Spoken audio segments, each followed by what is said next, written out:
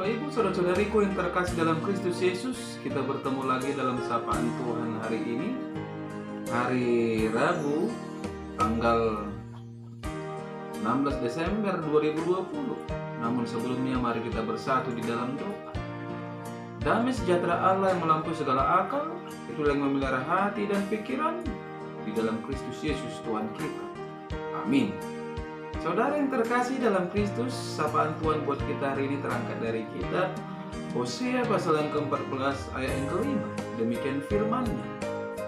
Aku akan memulihkan mereka dari penyelewengan, aku akan mengasihi mereka dengan sukarela, sebab murkaku telah surut daripada mereka. Sampai jatuh firman Tuhan. Saudara yang terkasih, saya mengangkat tema dari kebenaran firman ini, yaitu Tuhan akan memulihkan. Saudara yang terkasih di dalam Kristus Yesus, saya teringat akan peristiwa di mana seorang anak membunuh ibu kandungnya sendiri dengan menggorok lehernya dan membuangnya ke dalam jurang. Apa yang kita lihat di sini, saudara-saudara? Ternyata hubungan darah pun tidak mampu menjamin kasih yang hangat. Entah apapun kesalahan yang dilakukan oleh si ibu, tetapi saudara-saudara yang terkasih, membunuh ibunya sendiri membuktikan dinginnya kasih.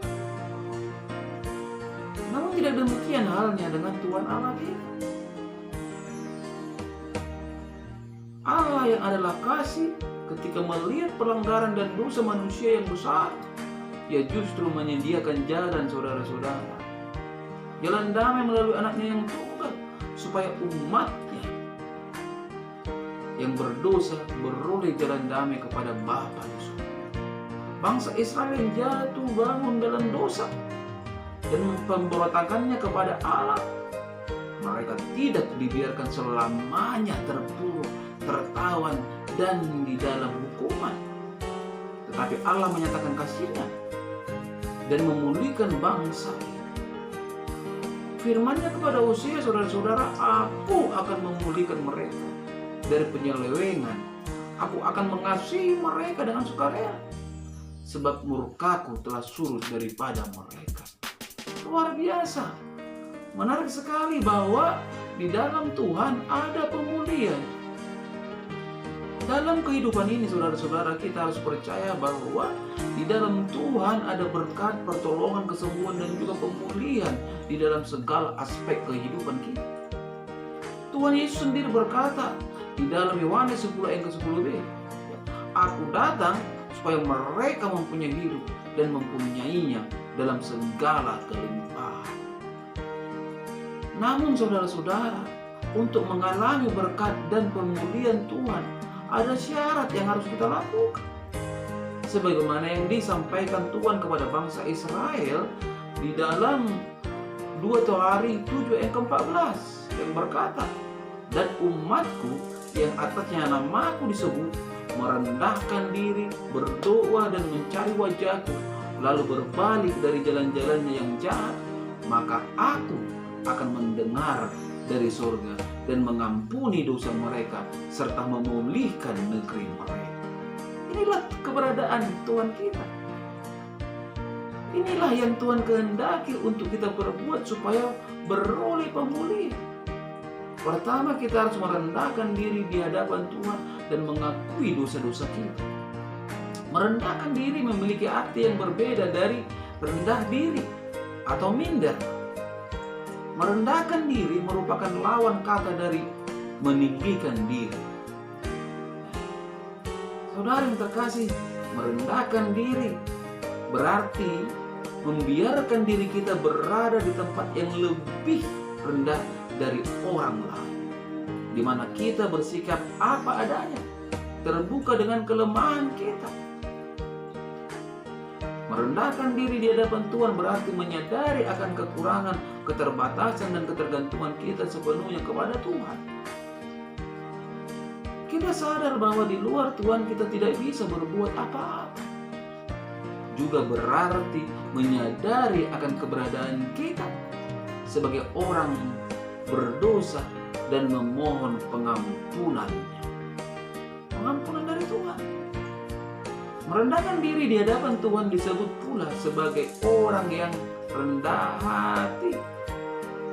Dan orang yang rendah hati adalah orang yang dikasihi.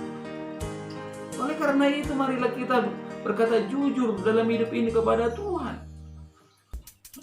Mengakui segala dosa dan pelanggaran yang telah kita perbuat.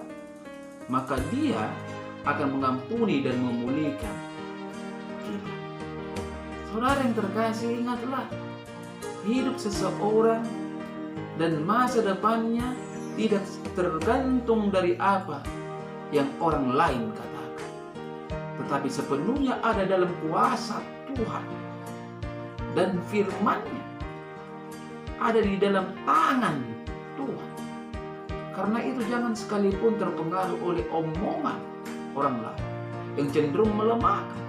Jangan pula terintimidasi oleh hasutan iblis yang selalu mengungkit-ungkit masa lalu kita, kelemahan dan kegagalan kita. Tetapi mari kita arahkan mata rohani kita hanya kepada Tuhan.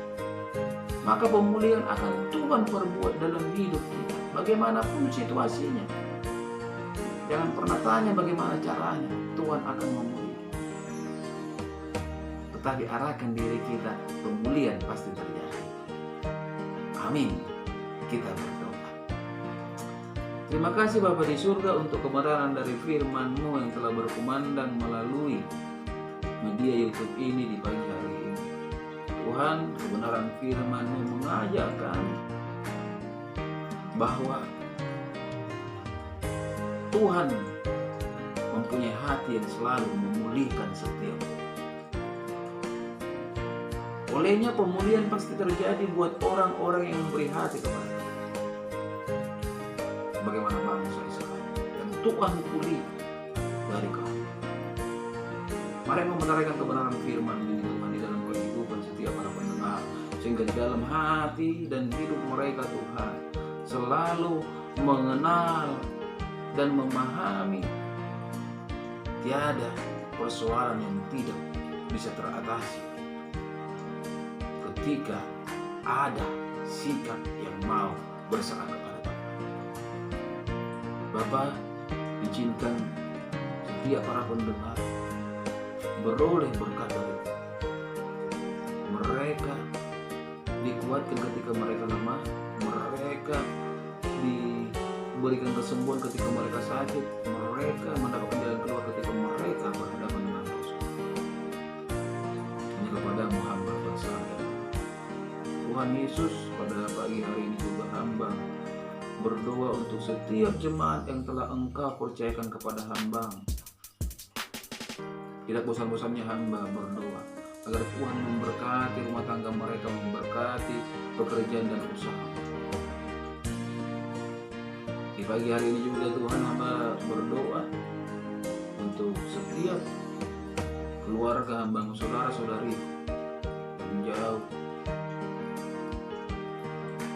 dari hamba-Mu saat ini dikarenakan pelayanan Tuhan Yesus.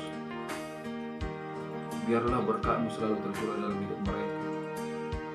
Yang sakit mari Engkau sembuhkan Tuhan, sebagaimana itu adalah begitu juga itu.